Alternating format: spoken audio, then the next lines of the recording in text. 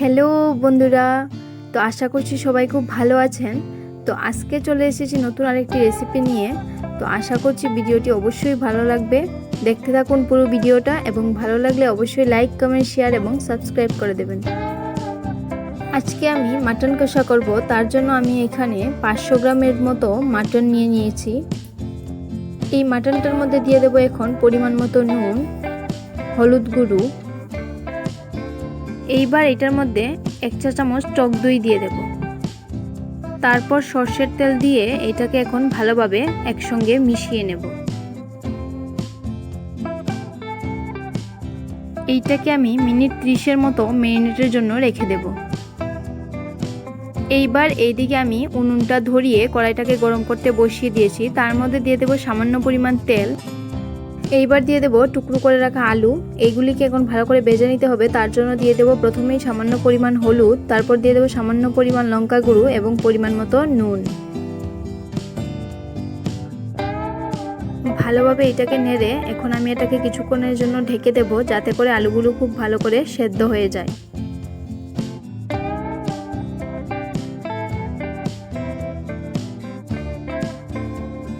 তো এইদিকে আমার আলুগুলো ভালো করে ভাজা হয়ে গেছে।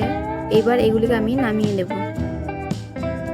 এইটাতে আমি আবার মাটন রান্নার জন্য কিছুটা পরিমাণ তেল দিয়ে দেব। এইবার দিয়ে দেব টুকরো টুকরো করে রাখা পেঁয়াজগুলি।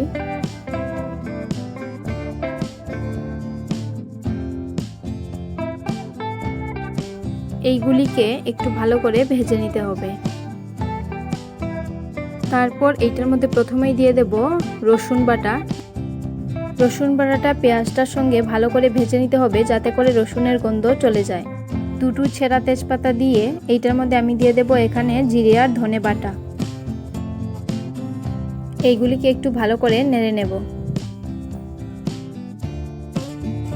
তারপর দিয়ে দেব কাঁচা লঙ্কা বাটা আর শুকনো লঙ্কা বাটা।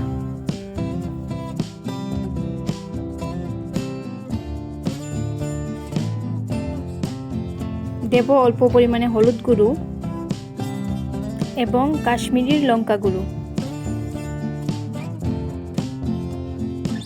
ভালো করে এইসব মশলাগুলিকে এখন আমি একসঙ্গে ভেজে নেব। তার জন্য আমি সামান্য পরিমাণ জল দিয়ে দিয়েছি, যাতে করে মশলাটা খুব ভালোভাবে কষিয়ে নিতে পারি। সবশেষে দিয়ে দেব আদা বাটা।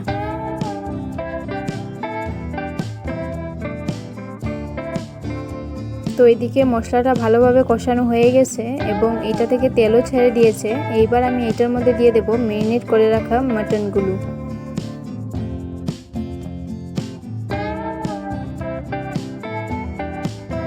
সবগুলো ভালোভাবে মিশিয়ে আমি এটাকে একটা ঢাকনা দিয়ে ঢেকে দেব।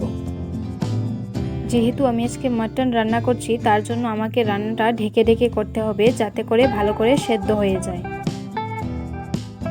মাঝে মাঝে ঢাকনাটা তুলে একটু নেড়ে দেব, যাতে করে না লেগে যায়।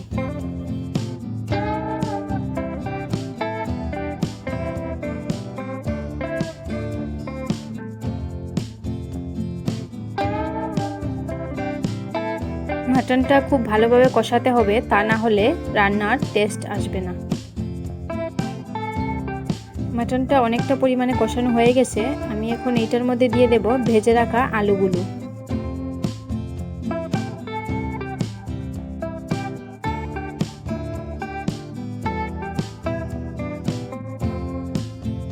সবগুলো একসঙ্গে আমি ভালোভাবে কষিয়ে নিয়েছি। এখন আমি এইটার মধ্যে দিয়ে দেব ফুটিয়ে রাখা গরম জল।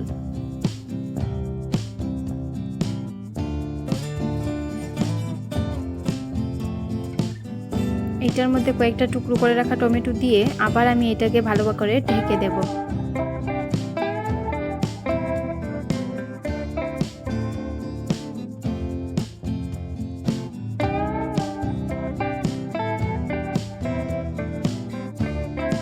তরকারিটা ভালো করে ফুটে গেছে। এখন আমি এইটার মধ্যে গরম মশলা দিয়ে ভালোভাবে মিশিয়ে নামিয়ে নেব। ঘরে থাকা উপকরণ দিয়ে আমি আমার আজকের এই মাটন রান্নাটা সহজেই করে নিলাম। আপনারাও চাইলে বাড়িতে অবশ্যই ট্রাই করে দেখতে পারেন। তো আশা করছি সবার খুব ভালো লাগবে। আজকের ভিডিওটা এখানেই শেষ করছি। সবাই ভালো থাকবেন, সুস্থ থাকবেন।